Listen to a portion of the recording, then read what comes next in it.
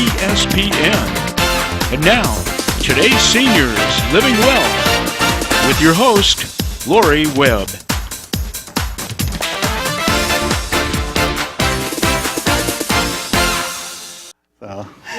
Good morning, everyone, and welcome to today's Seniors Living Well. This is the fifth show in our sixth series, and the theme of this show is Aging Shouldn't Be a Puzzle. But there's a lot of puzzling things about getting older, and what we've been trying to do with our shows is provide you with resources and answers to some of the questions that us baby boomers and the people that have lived to their 80s and 90s have about growing older, and we've been able to supply you with a lot of information about local resources and things that can help you. Today we're kind of talking about prevention, and joining me on the set is somebody that knows a lot about prevention, Dr. Ron Ask. Ron, Hi. Thanks for coming today. Thanks, Laurie. Thanks for having me. So you have a lot of the senior population amongst your patients, right? We do. And what do you think that we seniors, and I have to say that now because I'm a baby boomer, should focus on in terms of understanding why it's important to take care of our mouth? It's extremely important. The first of all is how many people have dentures now? Okay, so we first started coming 35 years ago. We've been here. We would go over to Kit Carson, and we would say, most people have dentures. In fact, they had to have little labels because they were getting their dentures confused. Ooh. Okay, so they were switching. Yeah. So, but now you go to Kit Carson and the rest homes, and most of them have their own teeth. Okay, Isn't that amazing? so that, yeah, it's exciting. And dentists now, we used to do a lot more dentures. Now we do maybe one denture, two dentures a year. So what's going on? People are saving their teeth. The baby boomers are taking care of their mouths. Mm-hmm. They want their teeth. And what are the advantages of keeping our teeth? Well, I would say that probably our health. I mean, if you have good teeth, you can eat properly and you're free of pain. And I know as a nurse that you're less at risk for certain kinds of diseases. So what happens when an animal loses their teeth? They die? They die. Okay. So they did studies that the average person will live 6 years longer if they have their own teeth. Wow. Okay. Now what happens is our digestive system slows down as we get older. We need to chew our food better, okay? And dentures if you were to have somebody bite you with your dentures, and I don't suggest you do this at home. I've had that happen. Okay? I worked as a psych nurse. So, but if you had, they couldn't bite through your finger, but if you had people with natural teeth do that, they could bite through your finger. So you have about only 1/3 the chewing forces with a denture than you do. Oh my goodness, I never thought that. Yeah, so you can't masticate your food very well. Okay, as well. Okay, and also with the denture you can't taste. So what do we have to look forward to? And also the healthier foods. Okay, now we're talking about the baby boomers are also into health, and the more the healthier, the least processed foods. Stuff. Yeah, that takes chewing ability. Right. Okay, so the people are keeping their teeth, number one, and now there are and it's for wonderful benefits. And my mother's 88 years old. She has beautiful smile. She has all of her teeth, and she can eat anything, Yeah, and she can taste her food. Exactly. I hadn't thought about that with the dentures. You can't taste as well. much. Yeah. Yeah. And so, and then who wants to lose their teeth anyway? So. Nobody really. Yeah. So anyway, okay. So there are advantages of keeping your teeth. I mean, tremendous advantages. Okay.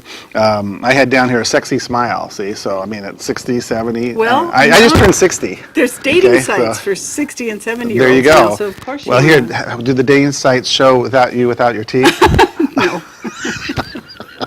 that would go really well. Hi, my name's Laurie. Yeah. Please give me a call. I like pablum. So anyway, okay. But there are risks now of keeping your teeth. Okay? Risks of keeping your teeth because my goal, and I tell my patients this almost every day, is that going into your 70s and especially your 80s, starting out with really healthy teeth that are free from disease and that are well maintained, because as you get into your late 80s, that's when things start falling apart. Okay. So there's my grandmother at age 88. I had to rebuild her lower teeth, and at 94 I rebuilt her upper teeth. Oh my goodness. And she lived to be 99. Oh my goodness. So one of the biggest concerns we have as we get older is all the meds we're taking. I mean, everybody go to a physician and another medication. The average 88-year-old takes 12 medications. 12 medications. Okay. And I wonder if any of them are on this list. Okay. You think? Yeah. This is a list. This is just 2 pages, and I didn't want to use. I wanted to print responsibly last night. Okay, there's actually 23 pages of medications that cause or contribute to a dry mouth. Oh my gosh. Okay, to contribute to lower saliva. That's okay? like a side effect of almost everything. Everything, yeah. There's aspirin. There's, I mean, you name it, and it dries your mouth out. Right. Okay, so why is that a problem? Why is having less saliva a problem for your teeth? Well, isn't saliva like the natural antiseptic in your mouth? Absolutely. It has buffers. It neutralizes the acids. It washes and dilutes the acids and the toxins. And so that is a huge concern. Okay. And it's annoying to have a dry mouth. Yeah, so there's things you can do, and you can just log on to the internet as far as that. But the biggest concern is it's even more important to brush our teeth properly. So what's the most frustrating thing for me is teaching people to brush their teeth.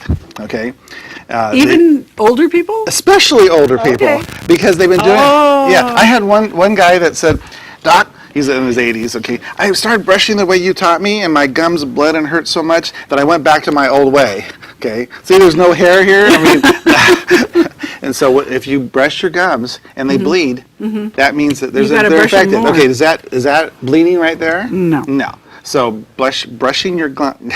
Okay. If you brush your gums and they bleed, that means you have an infection. Okay. So learning how to brush your teeth. Of course, you know, when I first started my practice, I thought, okay, I'm going to teach my patients how to brush their teeth. They're going to be so motivated that they only need to see them once a year. Okay. Well, as I got older and we got into this, we're having people back every 6 months. Okay, so another concern as we get older is we need to have regular checkups, regular cleanings. Okay, and 6 months just works. 6 months is just a really healthy thing. And literally 1 week after we have our teeth cleaned at the dental office, our mouth is the most healthy. Okay? Oh, a week after the cleaning. Because everything heals up. Everything heals up. Yes, okay. Okay. So the risk of keeping your teeth is that reduced saliva, increased chance of decay, and if you are brushing your teeth properly, what is the difference between proper brushing and not so proper? Okay, just in this last week, you know, I see this side really clean, this side really clean, right in the front, complete plaque and everywhere. Because they're brushing like this and they brush like this, and then they say, get those back and there's ones. foam in their mouth. Okay, thinking because all the toothpaste has this foam, and so they think that's actually doing something, and they're missing literally 2/3 of their mouth. Okay, so a systematic approach. Okay, and we're brushing each tooth individually in a jiggle motion.